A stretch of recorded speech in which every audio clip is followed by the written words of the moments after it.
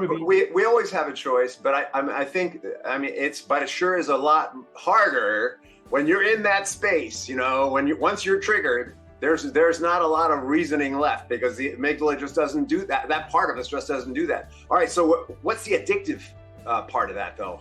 Oh, adrenaline, serotonin, all of these pieces come on in high quantities, and it's powerful. It feels good. I'm out of here, or I'm in it.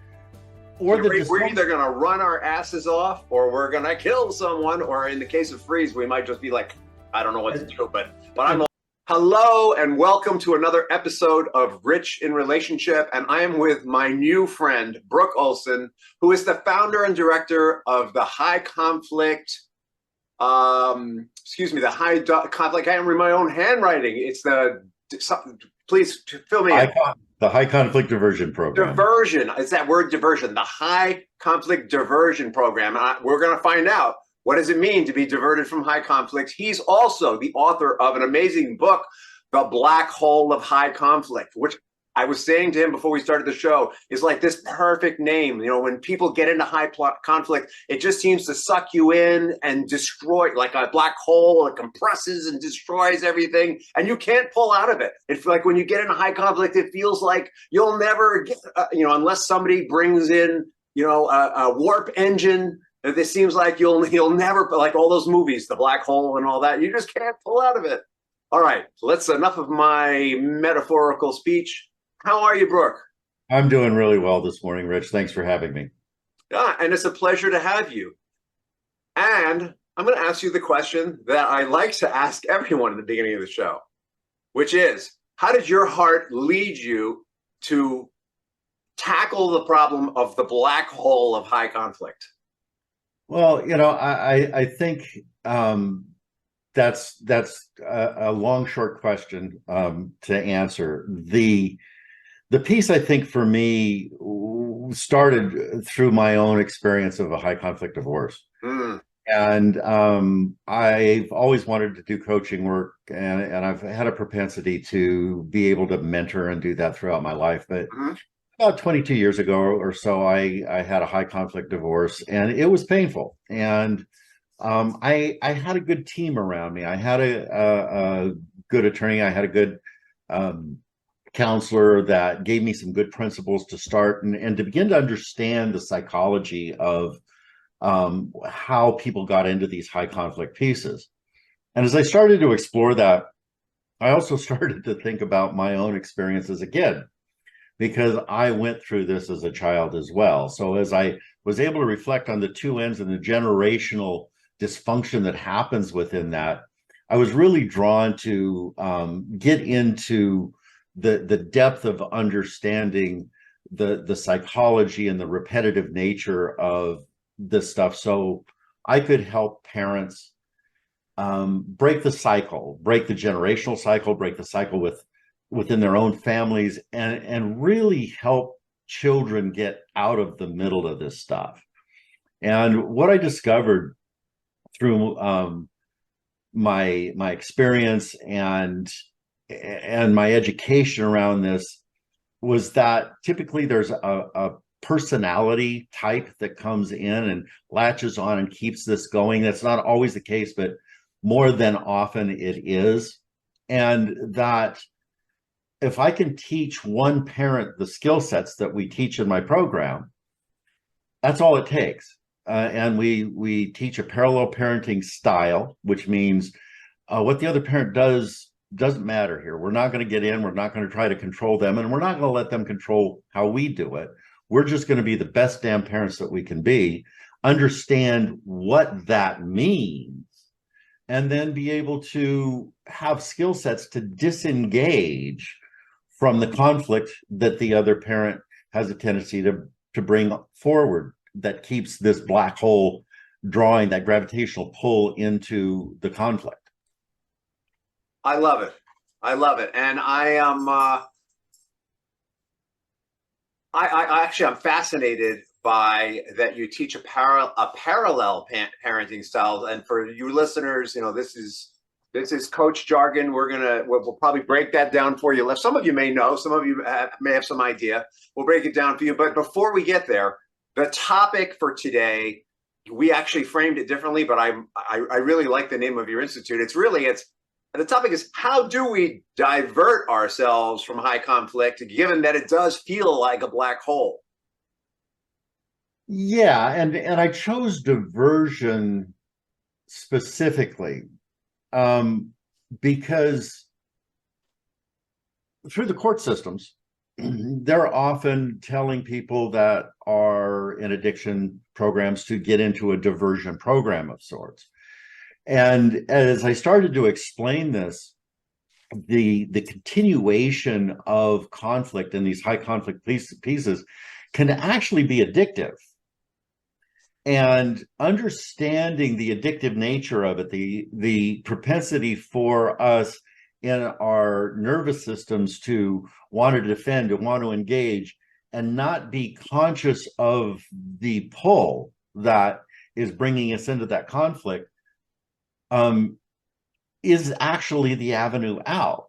So to understand that this nervous system that we have is the trigger that puts us into that, when we start to understand the longing for that contact, that addiction to that cycle, what the physiology brings forward that keeps us in it, is our avenue out. So that's why I chose diversion as the keyword. Oh, there's so much in that. So it sounds like we could probably break it down into the physical response and the emotional response. And of course, we're one person and those things are intimately linked. But let's talk about the physical response and how addictive that is first. Break it down for our audience. Brooke, go for it. So there is a trigger when we are when we're threatened. And when we're in these conflicts, there's some form of a threat. Flight or play dead. It's our amygdala. It's a part of our brain. And like Google amygdala hijack, listeners. Keep going. Right. Fight, flight, freeze. Yeah. And when that happens, the impulse to go into one of those strategies is automatic. But as human beings, we have a prefrontal cortex. We've got another layer of brain here that is accessible. Thank God.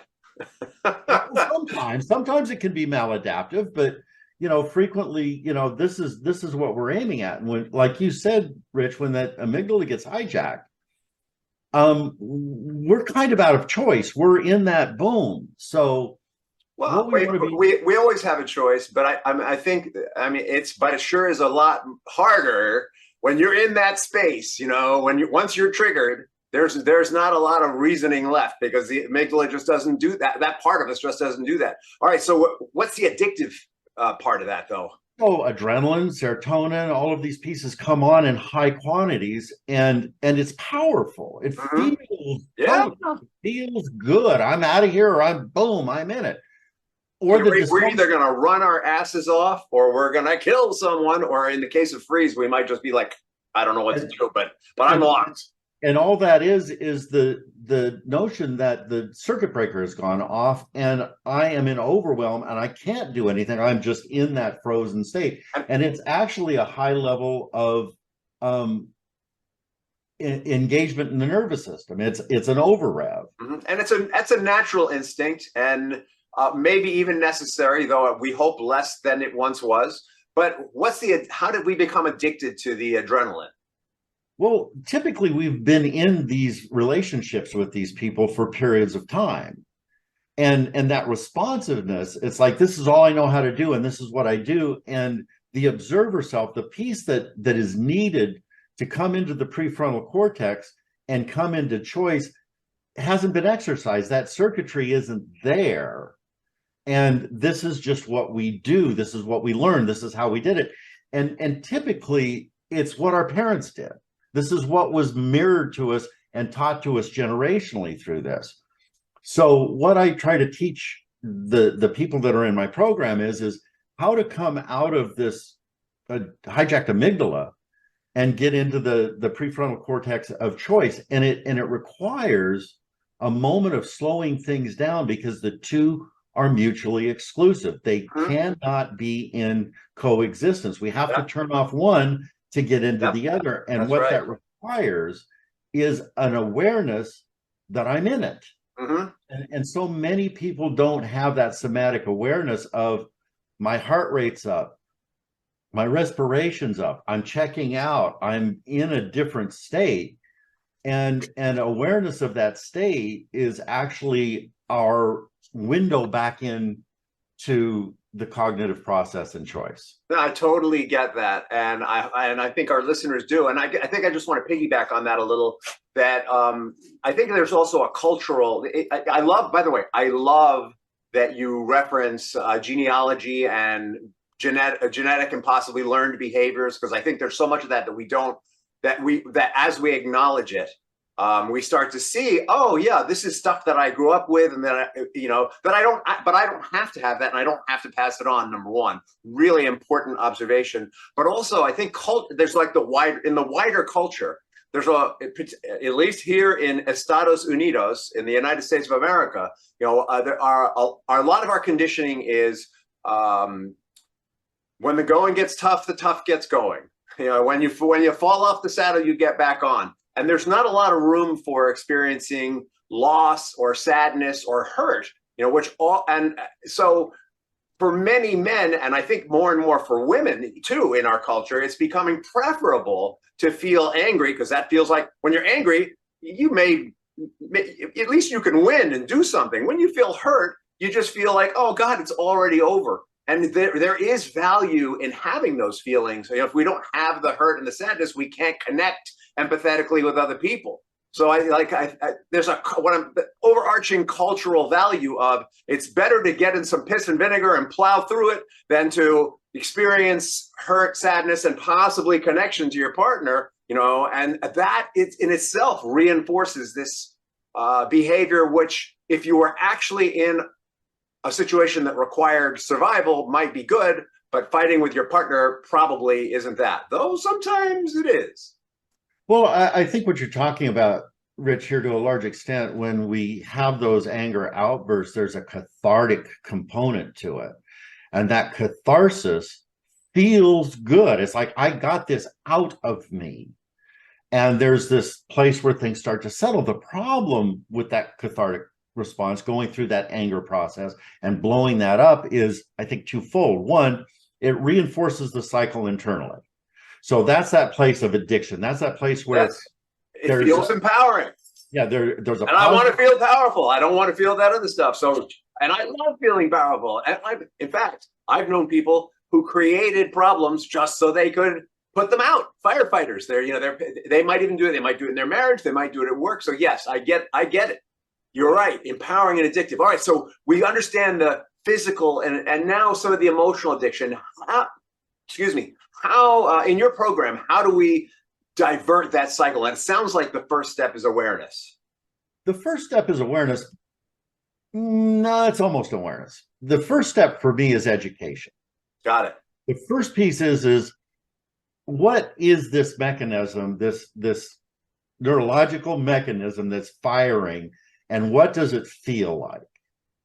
And secondarily, the developmental components of attachment.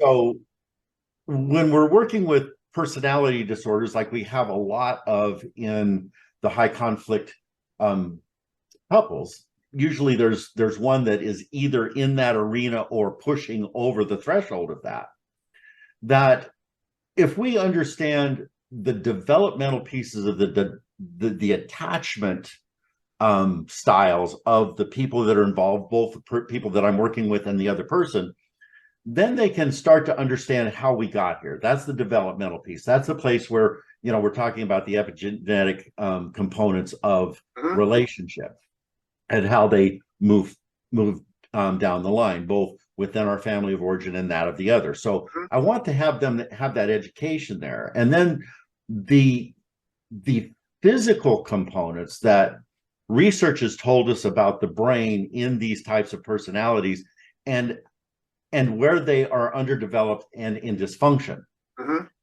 So this becomes less demonized. This is not good, bad people. This is just the developmental pieces of how they are in the world.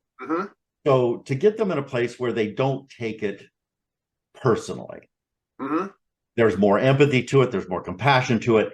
And I have 3 rules. They're basic rules that I work with. Actually, there's 4 now. Actually, I've taken it to 5, but I'll start with the 3. The 3 rules that I work with the people in my program are disengage, Yeah. disengage, and disengage. Mm-hmm.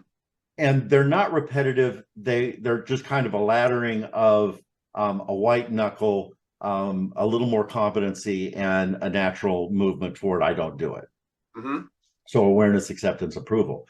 The 2 that I added to this were really integral in the nervous system parts that I work with. And that is the 4th one, which is actually kind of the first one. Don't just do something, sit there.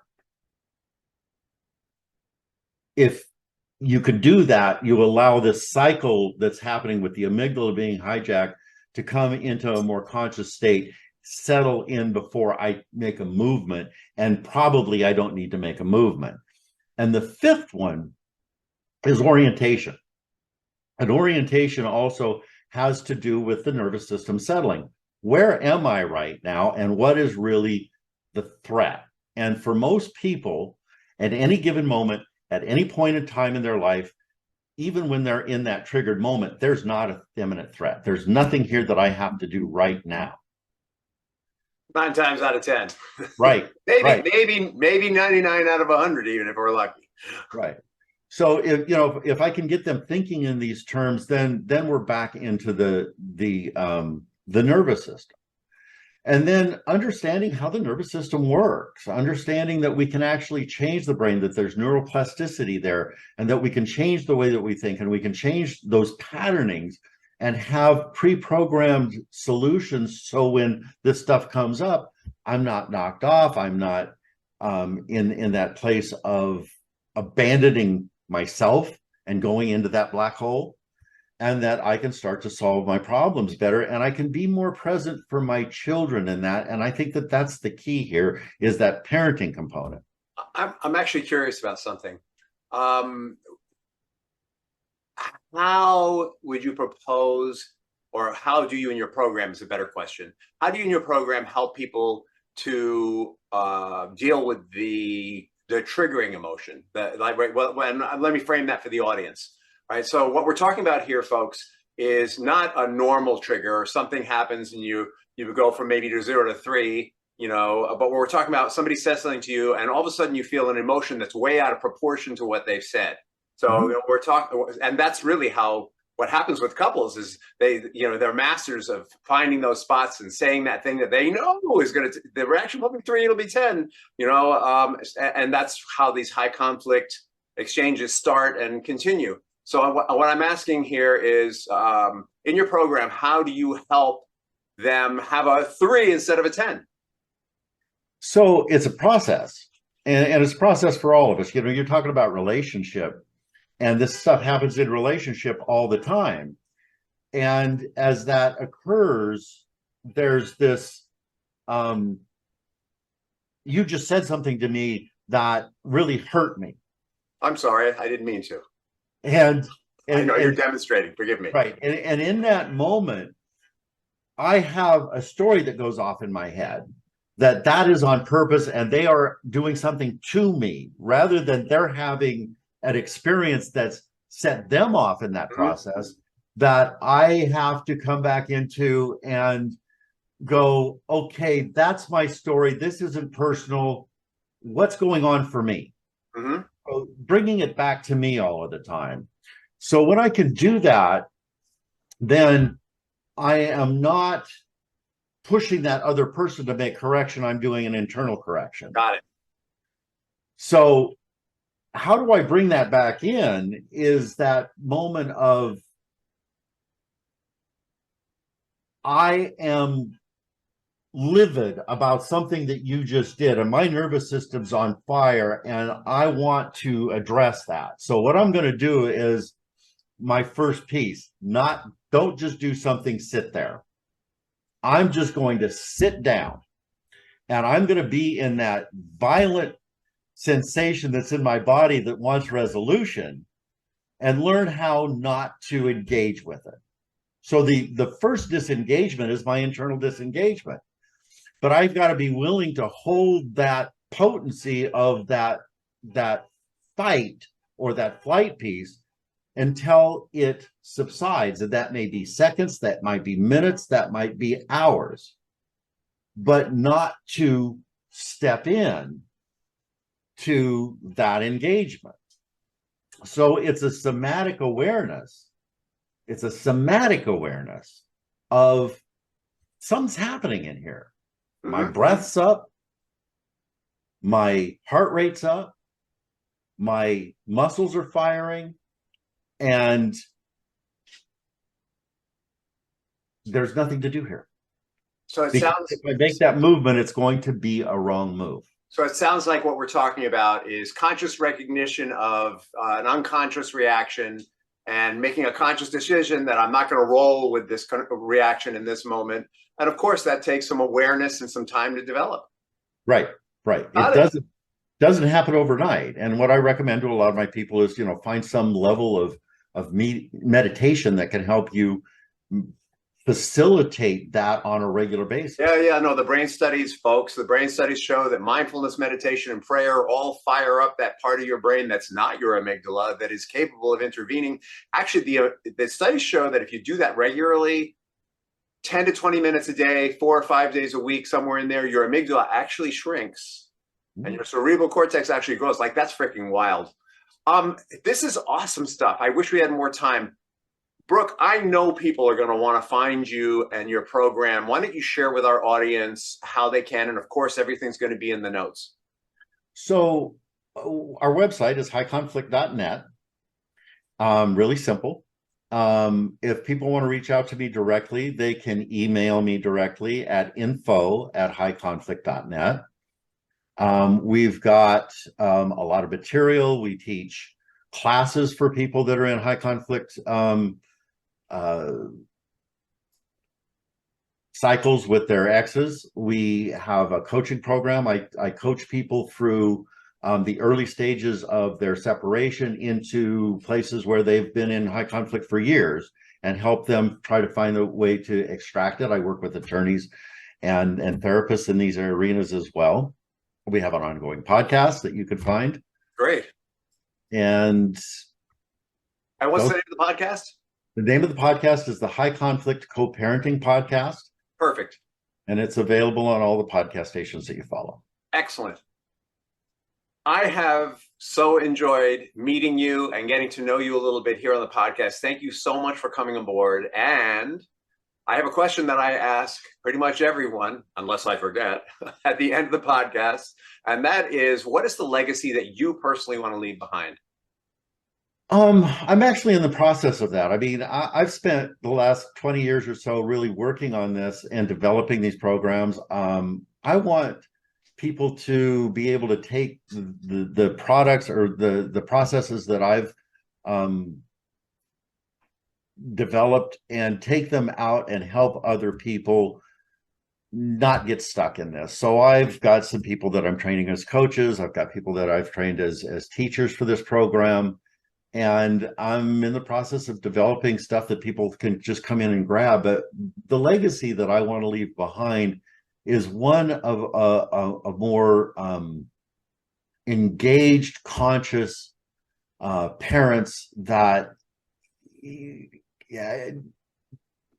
teach their children, that develop children that have calm nervous systems, that know how to deal with conflict, that don't send this down the generational water. Yeah, that's so cool. And yeah, of course, the ultimate goal is, since in reality, everything new comes out of the resolution of difference, finding ways to resolve differences without slipping into the black hole of high conflict. I love that title.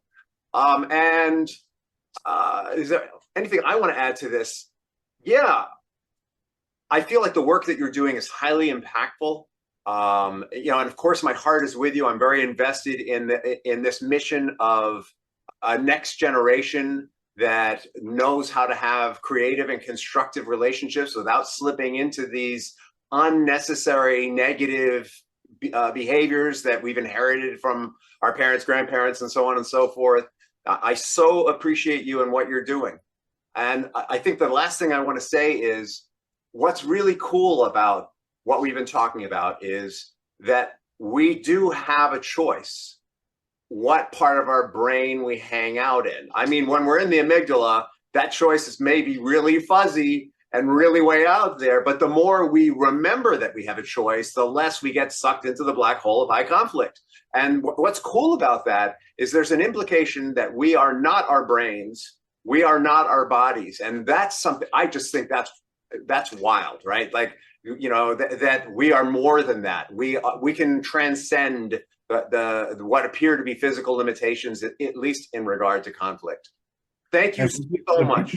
Get that. It's so important. It's like, that's that place where all the choices come from. Yeah. And you know, when you're in the amygdala, in that high conflict, that's the last thing in the world you're thinking of. You're thinking kill, you know, or whatever. Thank you again. And I'm looking forward to getting to know you better in the future. Rich, thank you so much for having me.